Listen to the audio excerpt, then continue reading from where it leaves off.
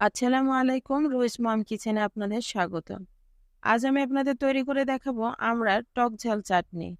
আমার এই রেসিপিতে আমড়া কাটা থেকে শুরু করে আমরা রান্নার বিভিন্ন পর্যায়ে আমি কতগুলো টিপস শেয়ার করেছি, যেগুলো ফলো করলে আপনারাও খুব দ্রুত আমড়া রান্না করে নিতে পারবেন এবং আপনাদের আমড়ার গায়ে কোনো শিকড় থাকবে না। আশা করছি আপনাদের ভালো লাগবে। তো চলুন প্রস্তুত প্রণালীতে যাই। আমি এখানে 7টা আমড়া নিয়েছি। আপনারা আমড়ার পরিমাণ বাড়িয়ে বা কমিয়ে নিতে পারেন। আমি এখন আমড়াগুলোকে ভালো করে ছিলে নেব। আমি একটা আমড়া নিয়ে তার মুখটা ছুরি দিয়ে কেটে নিয়েছি। এবার আমি ভালো করে ছিলে নিচ্ছি। সবগুলো আমড়া আমি একইভাবে ভালো করে ছিলে নেব। ছিলা হয়ে গেছে। এ পর্যায়ে আমি আমড়াগুলোকে ধুয়ে নেব।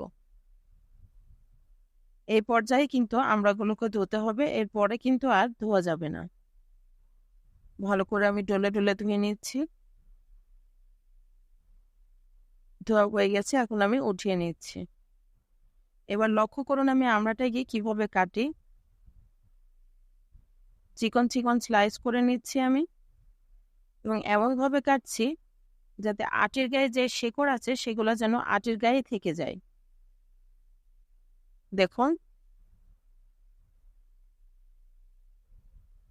আমি আরো একটা দেখাচ্ছি আপনাদের। আটির এই শেকড়গুলো যদি স্লাইসগুলোর মধ্যে যায় তাহলে কিন্তু খেতে ভালো লাগে না। সবগুলো আটির গায়ে শিকড় লেগে আছে, এগুলোর গায়ে কোনো শিকড় আসেনি।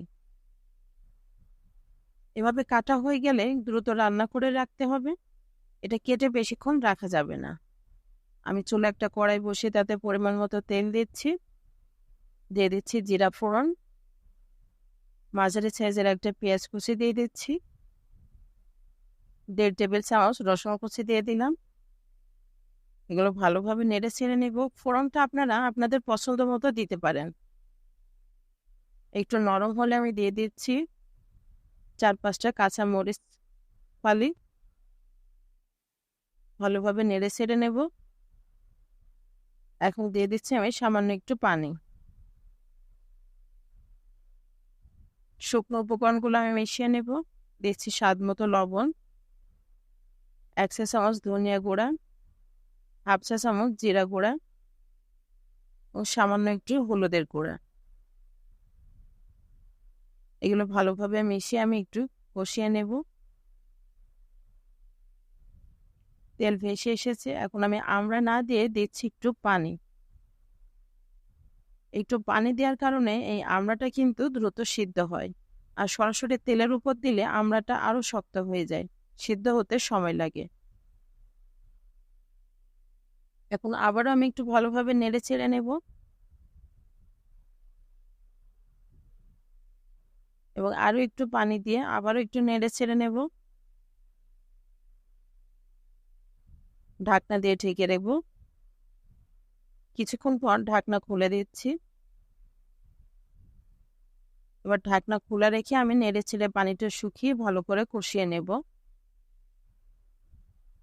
এই পর্যায়ে কিন্তু 50% সিদ্ধ হয়ে গেছে। কষানো হয়ে গেলে আমি একটু পানি দিয়ে দিচ্ছি। এই পানিগুলোতে আমড়াটা একেবারে সিদ্ধ হয়ে মোমের মতো গলে যাবে। ঢাকনা খুলছে, দেখে বুঝতে পারছেন আমড়াটা কতটা সিদ্ধ হয়েছে। আমি একটু চেক করে নিচ্ছি। আমার এতে সামান্য একটু লবণ লেগেছে, লবণ দিয়েছি আর দিচ্ছি 1 চা চামচ চিনি। এই চিনিটা দেওয়ার কারণে এর টেস্টটা কিন্তু আর একটু বেড়ে যায়।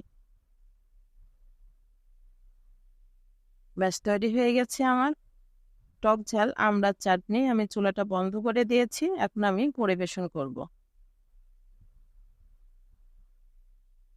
দেখুন, খুব সহজে কিন্তু তৈরি করে নেওয়া যায়। আশা করছি আপনাদের ভালো লাগবে। আর যদি ভালো লেগে থাকে একটা কমেন্ট করে জানাতে ভুলবেন না। অবশ্যই একটা লাইক দিবেন। আপনার একটা লাইক এবং কমেন্ট আমাকে অনেক বেশি অনুপ্রাণিত করে। সাবস্ক্রাইব করে বেল বাটনটি প্রেস করে রাখবেন পরবর্তী ভিডিওর নোটিফিকেশন সবার আগে পাওয়ার জন্য। এখন আমি আপনাদের একটা আমড়ার টুকরো ভেঙে দেখাচ্ছি এটা ঠিক কতটা নরম হয়েছে এবং আঁশ আছে কিনা। দেখুন, এটা মোমের মতো গলে যাচ্ছে। আর এতে কোনো আঁশ নেই। অনেক ভালো থাকবেন আপনারা। ধন্যবাদ।